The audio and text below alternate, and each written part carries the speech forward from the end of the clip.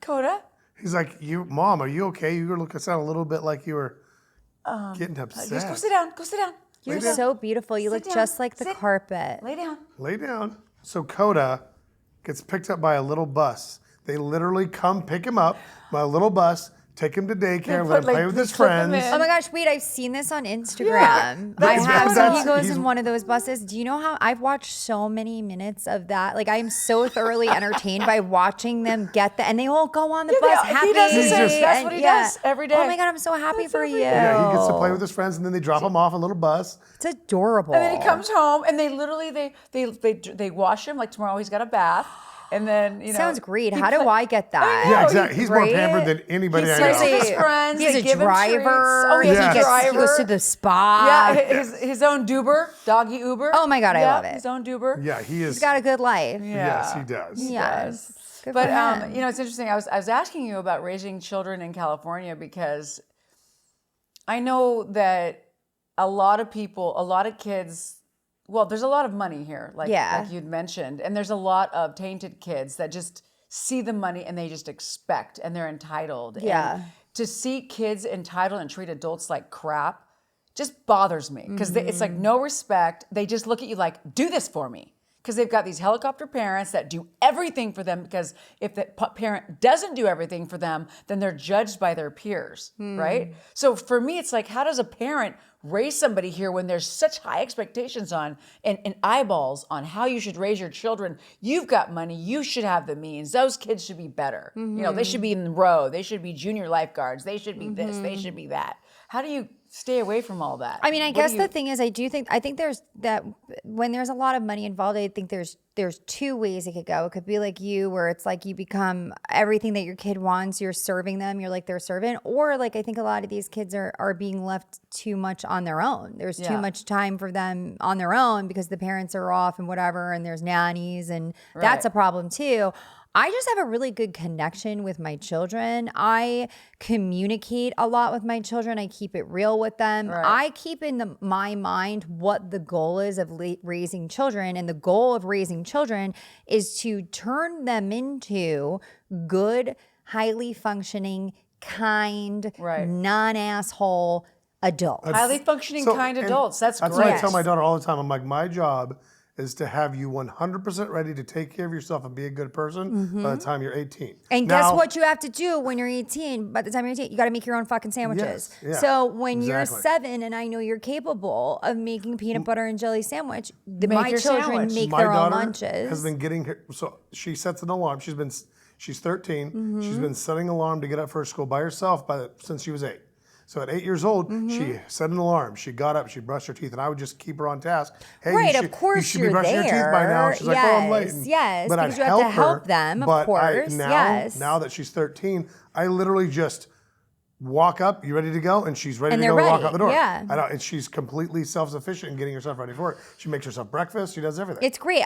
We're the same way. I'm very pro independence and self-sufficiency because it's what's in their best interest. Yes. But I think also, it's hard. The thing about parenting that's so difficult is it's consistency and it's exhausting. Yeah, no, and you have to do it. So that didn't not, just your kids happen. Won't turn out. The part that you're not focusing on is the years from the time that they're 7 to the time that they're 13, that you should be brushing your teeth now, you should be doing this. Would have been easier for you just to be like, here's your outfit, here's your thing, let's just get through it, or just be like, fuck it, we'll take a tardy. It's a lot more work making them good people. Yes, but that's why any parent who says it's easy, they're just a shitty parent. No, they're just a shitty parent. Yeah, they really are. Yeah, that's why when I had one, and I'm one and done because it's enough. It's a lot of work, and I want to give her all the focus I can, and I could have done more. 2, maybe 3. Like my niece, she's with me all the time. My daughter's got an older brother. He's with me all the time, and we're always doing stuff. So I kind of have. It's never just me and my daughter. Very rarely is it just me and my daughter. Yeah. So I get the whole more. But my goal is with all these kids is at 18, I want you to be good people that can take care of yourself. You might not move out till you're done with college or you're whatever, but I don't want to know by 18 that you could. That you could. Yeah. That's it. And that you have respect and that you appreciate Yes. the things that you have. That's a big thing for me too, is like to always keep reminding my children how lucky we are to live where we live and how hard mommy works so that we're able to do these things. And I respect them and they respect me. And I, to a certain extent, it's like you have to treat them, they're capable of so much more than See, people I think. love that you know your kids are capable of more and you don't expect less. No, because my job is to push them to the limit of where they are capable of. And also understand they're all different. All three of mine are different. I do not parent them all the same. And I know that their capabilities are different. I know their strong suits are different. I know their chinks. Like I know their chinks because I gave them most of them. And it's like, so, and those, like for me, it's like, those things too, that's what I find the hardest to parent through, because I know that there are things that even I struggle with myself. Yeah. But I hyper focus on those things too, because I know that it's important for them to break through those hurdles, right? That I'm maybe even still trying to break through myself, so I don't know. I'm on it. I love my kids. I'm very there with them. How is Travis's parenting? Is it, so when you guys, Co-parent. I guess co-parent He's a better together. parent than me, I swear to God. You know what it is? Travis is very, very good at the regimented and he really is the one who is so good at always being consistent with everything. That's a big deal. Yeah. So he's actually, I feel like even made me better with that, where So you guys complement each other on the Yes. lifestyle. I'm good at the co-parenting thing. emotional stuff and the Okay. So great. the way that you guys co-parent together is great. And I can't imagine, because with 3 children. Well, here's the difference.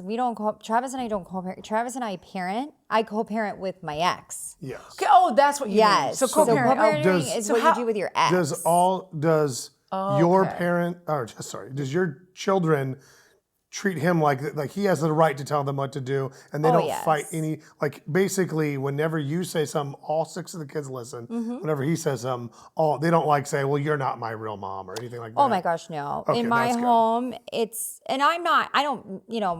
my stepkids aren't like calling me mom. They call me Gina, but this is more metaphorical, but in my home, I am mom and Travis is dad. Okay. And then, but they obviously, that's not what they call us, but as far as like the law, the hierarchy, hierarchy of the kingdom.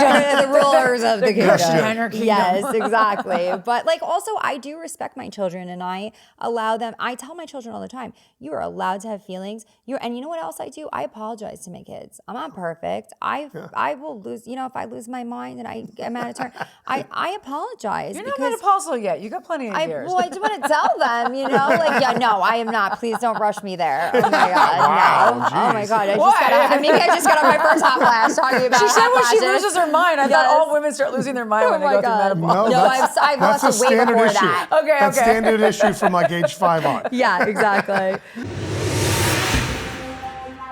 Daily Logic Check. Thank you for tuning in to this episode of Daily Logic Check. I'm Elizabeth Vargas, your host, with my co-host, Andrew Vargas. If you like what you saw, you like what you see, click like, subscribe, follow us, and support us on Patreon. Peace, love, and happiness.